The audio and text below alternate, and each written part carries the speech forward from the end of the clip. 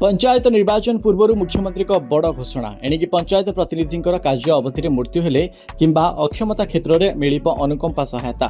गुरुवार यह निष्पत्ति नहीं मुख्यमंत्री मोहन माझी। निष्पत्ति अनुसार पंचायतीराज व्यवस्था कार्यरत वार्ड मेंबर ठारू आरंभ कर जिला परिषद सभापति पर्यंत समस्त अंतर्भुक्त हेबे।